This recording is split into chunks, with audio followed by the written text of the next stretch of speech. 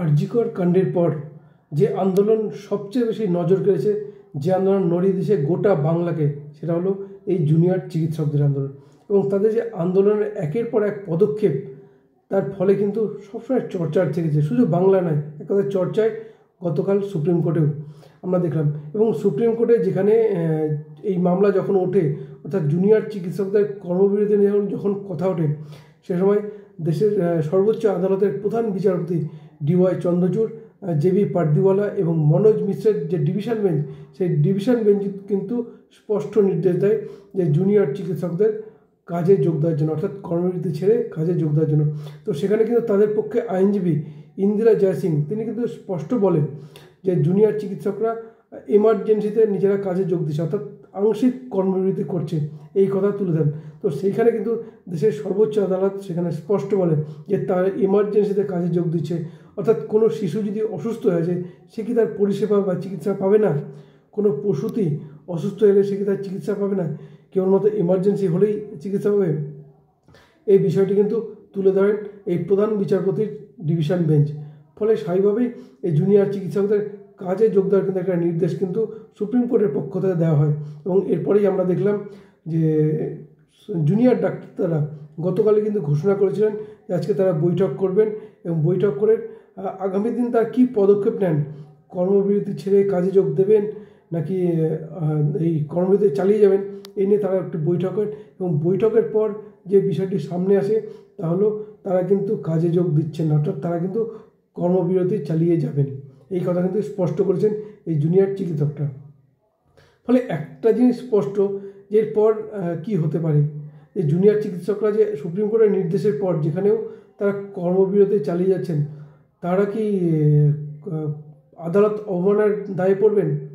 বা তারা এই যে কর্মবিরতি চালিয়ে যাচ্ছেন তার ফলে যে কেন বা তাদের পক্ষ থেকে সুপ্রিম কোর্টে কী জবাব দেওয়া হয়, এই নিয়ে কিন্তু করব একটু আলোচনা।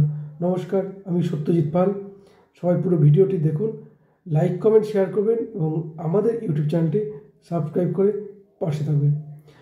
গতকালই আমরা দেখেছি সুপ্রিম কোর্টে মামলা যখন ওঠে, বিষয়টি সামনে এসে, যে জুনিয়র চিকিৎসকদের বিষয়টি সামনে এসে, শুধু এবারে নয়, এই আরজিকর মামলা নিয়ে যদি আমরা আন্দোলনের দিকে তাকাই, সেখানেও কিন্তু সমস্ত বিষয়টি, সমস্ত রাজনৈতিক দল সবাইকে পেছনে ফেলে কিন্তু খবরের শিরোনামে এই জুনিয়র চিকিৎসকরা তাদের একের পর এক পদক্ষেপ, বিশেষ করে তারা প্রাথমিকভাবে যে 5 দফা দাবি করেছিল, সেই দাবিও কিন্তু ছিল এক কথায় বলা চলে সাধারণ মানুষের। বিশেষ করে যে বিনীত গোয়েল, কলকাতা পুলিশের পুলিশ কমিশনার যিনি ছিলেন, যার ভূমিকা নিয়ে কিন্তু প্রশ্ন উঠছিল, কলকাতা পুলিশের ভূমিকা নিয়ে প্রশ্ন উঠছিল, অর্থাৎ এভিডেন্স ট্যাম্পারিংয়ের যে বিষয়টি সামনে এসেছিল, যার ফলে কিন্তু জুনিয়র চিকিৎসকরা দাবি করেন যে বিনীত গোয়েলের পদত্যাগ। এবং আমরা দেখি যে কলকাতা পুলিশের লালবাজারে তারা যে ডেপুটেশন দেন, এবং সেখানেও কিন্তু বিনীত গোয়েলের সামনে যে ডেপুটেশন দেন, সেখানেও তারা কিন্তু প্রতীকী সিট দ্বারা নিয়ে গিয়েছিলেন। ফলে এরপরে আমরা দেখলাম তারা স্বাস্থ্য ভবন অভিযান করেন এবং সেখানে তারা কিন্তু মস্তিষ্ক হাতে করে নিয়েছিলেন। ফলে তাদের যে আন্দোলনের যে একের পর এক পদক্ষেপ, তা কিন্তু বারবার নজর কেড়েছে। পাশাপাশি তার যে স্লোগান, নানান স্লোগান, এক কথায় বলা যায় তারা চিকিৎসক, সুতরাং শিক্ষিত, এ বিষয়ে কোনো সন্দেহ নেই, কুরুচি করার জায়গা কিন্তু তাদের মধ্যে নেই। অর্থাৎ তাদের যে নজর কাড়া স্লোগান, এটা কিন্তু বারবার খবরের শিরোনামে এসেছে এবং নজর কেড়েছে। ফলে জুনিয়র চিকিৎসকরা তাদের যে আন্দোলনের, এক কথায় বলা চলে গোটা বাংলা শুধু নয়, সারা দেশকেই কিন্তু নড়িয়ে দিয়েছে, যার ফলে কিন্তু নড়ে গেছে সুপ্রিম কোর্টও। এবং যার ফলে আমরা দেখেছি যে এর আগে সুপ্রিম কোর্টের রায়ে কিন্তু যেখানে আরজিকর মামলা, যেখানে জুনিয়র চিকিৎসকের ধর্ষণ এবং খুনের বিষয়টি সবচেয়ে মারাত্মক, কিন্তু সেখানে কিন্তু খবরের শিরোনামে উঠে আসে এই জুনিয়র চিকিৎসকরা। এবং যার ফলে কিন্তু সুপ্রিম কোর্ট রায় দেয়, রীতিমতো টাইম বেঁধে দেয় যে এই টাইমের মধ্যে জুনিয়র চিকিৎসকদের এই কর্মবিরতি ছেড়ে কাজে যোগ দিতে হবে। তারপরে দেখা যায় রাজ্য সরকার বনাম জুনিয়র চিকিৎসক, এক কথায় টানাপোড়েন চলতে থাকে। রাজ্য সরকারের পক্ষ থেকে আহ্বান জানানো হয় বৈঠকে, তো সেখানে কখনো কখনো তারা লাইভ স্ট্রিম, নানান দাবি করেন সেখানে কিন্তু, যে লাইভ করতে হবে, লাইভ স্ট্রিমিং করতে হবে। পাশাপাশি তার যে দাবি সেগুলো কিন্তু রাখেন, যার ফলে প্রাথমিকভাবে বেশ কয়েকবার বৈঠক ব্যর্থ হলেও অবশ্যই কালীঘাটে বৈঠক হয়।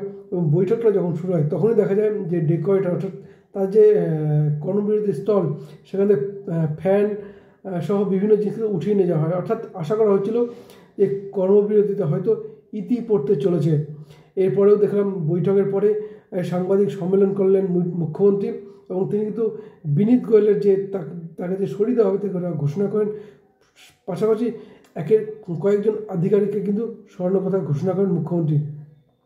এরপরেও আমরা দেখি জুনিয়র চিকিৎসকরা তারাও কিন্তু ফিরে এসে কর্মবিরতি করেন। ফলে এক কথায় কিছু কিছু ক্ষেত্রে তাদের যে বৈঠকের ফলে আসানো, এক কথায় বলে যে সমস্ত ক্ষেত্রে কিন্তু পুরোপুরি দুই পক্ষে কিন্তু সামঞ্জস্য আসেনি, যার ফলে কিন্তু কর্মবিরতি চলতে থাকে। এবং এই বিশেষ করে এই বৈঠকের পর যেখানে এক কথা বলা চলে এই জুনিয়র চিকিৎসকদের আন্দোলন যেখানে গতি স্লথ হয়ে গিয়েছিল, তো সেখানে কিন্তু উঠে আসে সাগর দত্ত হসপিটালের ঘটনা। সেখানে দেখা যায় এক রোগীর মৃত্যুতে পরিজনরা বিশেষ করে চিকিৎসা গাফিলতির অভিযোগ তুলে নার্স এবং জুনিয়র চিকিৎসকদের গায়ে হাত তোলেন, এমনই কিন্তু অভিযোগ ওঠে, যার ফলে কিন্তু পুনরায় কর্মবিরতি শুরু করেন এই জুনিয়র চিকিৎসকরা। যার ফলে পাশাপাশি এই চলতে চলতে আবার ভরতপুরের তৃণমূল কংগ্রেসের বিধায়ক হুমায়ুন কবির তিনিও কিন্তু রীতিমতো হুমকি দেন জুনিয়র চিকিৎসকদের। ফলে গতকাল সুপ্রিম কোর্টে যে মামলা ওঠে, তো সেখানে কিন্তু এই বিষয় কিন্তু সামনে ছিল, অর্থাৎ যে জুনিয়র চিকিৎসকরা তারা যে দাবি তাদের যে নো সেফটি নো ডিউটি, এই বিষয়টি কিন্তু প্রমাণ করে দেয় এই সাগর দত্ত মেডিকেল হসপিটালের ঘটনা, যেখানে তাদের উপর এই আক্রমণ। ফলে ইন্দিরা জয়সিং তিনি জুনিয়র চিকিৎসকদের পক্ষে লড়াইটা করছেন, তিনিও কিন্তু বিষয়গুলো তুলে ধরতে সক্ষম হন 3 বিচারপতির সামনে। এবং পাশাপাশি তিনি যে বলেন যে আগে যে সুপ্রিম কোর্ট যে ঘোষণাগুলো করেছিল বা রাজ্য সরকারের পক্ষ থেকে যে প্রতিশ্রুতি দেওয়া হয়েছিল যে তাদের যে আলাদা এক কথায় বিশ্রামাগার তৈরির সহ নানান যে অভিযোগ বিষয়গুলো তুলে ধরে রাজ্য সরকার যে পদক্ষেপ নেবে, সেই পদক্ষেপগুলো কিন্তু হয়নি। পাশাপাশি এই জুনিয়র চিকিৎসকদের তাদের যে সেফটি নেই, অর্থাৎ তারা যে নিরাপত্তাহীনতায় ভুগছেন, এটাও কিন্তু প্রমাণ করে সাগর দত্ত হসপিটালের ঘটনা এবং হুমায়ুন কবিরের এই হুমকি। যার ফলে কিন্তু সুপ্রিম কোর্টও কিন্তু বিষয়টি কিন্তু অত্যন্ত গুরুত্বের সঙ্গে দেখে, এবং পাশাপাশি তারা যে চিকিৎসক, অর্থাৎ তারা যে পরিষেবা দেওয়ার জন্য মানুষকে সেবা করার জন্য যে এসছে, চিকিৎসক হওয়ার জন্য এসছে, তো তাদের বিষয়টি কিন্তু তুলে ধরেন এই 3 বিচারপতির ডিভিশন বেঞ্চ। এবং তারা কিন্তু রীতিমতো বলেন যে যেখানে জুনিয়র চিকিৎসকদের পক্ষে আইনজীবী ইন্দিরা জয়সিং তিনি বলেন যে জুনিয়র চিকিৎসকরা এমার্জেন্সি বিভাগে রীতিমতো ডিউটি করছে, অর্থাৎ তারা এমার্জেন্সি কাজ করলেও অন্য চিকিৎসা তারা যে নয়, আর তারা বাকি সময়টা তারা যে কর্মবিরতি চালাচ্ছে, এমনটাই কিন্তু বলেন ইন্দিরা জয়সিং। এবং এখানে কিন্তু সুপ্রিম কোর্টের বিচারপতি অর্থাৎ DY চন্দ্রচূড়, JB পার্দিওয়ালা এবং মনোজ মিশ্রার যে ডিভিশন বেঞ্চ, তারা কিন্তু বলেন যে শুধুমাত্র এমার্জেন্সি বিভাগ কেন, কোনো শিশু যদি অসুস্থ হয়ে আসে সে কি চিকিৎসা পাবে না? কোনো প্রসূতি যদি অসুস্থ হয়েছে সে কি তার চিকিৎসা পাবে না? এইখানে কি জুনিয়র চিকিৎসকরা তাদের পরিষেবা দেবেন না? তারা কি এই মুহূর্তে কর্মবিরতি চালিয়ে যান? অর্থাৎ শুধুমাত্র এমার্জেন্সি নয়, সমস্ত সময়ই তাদেরকে ডিউটির কথা কিন্তু তুলে ধরেন 3 বিচারপতির ডিভিশন বেঞ্চ। এবং এরপরেই আমরা দেখি জুনিয়র চিকিৎসকরা তারা বৈঠক করলেন, এবং বৈঠকের পরে তারা কিন্তু ফের কর্মবিরতি চালিয়ে যাওয়ার কিন্তু দাবি তুলেছে, অর্থাৎ তারা যে পুনরায় কর্মবিরতি চালিয়ে যাবেন এই কথাই কিন্তু আজ প্রকাশ করেছেন। পাশাপাশি তারা যে দাবিটা যে নো সেফটি নো ডিউটি, বিশেষ করে এই যে সাগর দত্ত মেডিকেল কলেজে চিকিৎসকদের মারধরের যে ঘটনা, পাশাপাশি হুমায়ুন কবিরের যে ধমকি, এর ফলে কিন্তু তাদের হাতে একটা অস্ত্র তুলে দিল, এমনটা কিন্তু বলা যায়।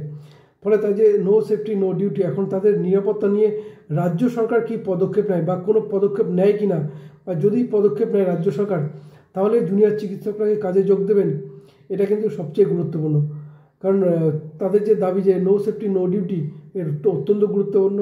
কারণ সাগর দত্ত যেহেতু তারা আক্রান্ত হয়েছেন, বিধায়ক হুমায়ুন কবির যেহেতু তারা হুমকি দিয়েছেন, সুতরাং তাদের কিন্তু সুপ্রিম কোর্ট যদি বিষয়টি ওঠে, অর্থাৎ যদি আশা করা হতেই পারে যে রাজ্য সরকার পক্ষ থেকে যিনি আইনজীবী থাকবেন তিনি হয়তো বলতেই পারেন যে আদালত অবমাননার বিষয়টি সামনে এসছে, অর্থাৎ যেখানে আদালত তার নির্দেশ দিয়েছে কাজের যোগদান, তো সেখানে তারা কিন্তু কাজের যোগ না দিয়ে আন্দোলন চালিয়ে যাচ্ছেন।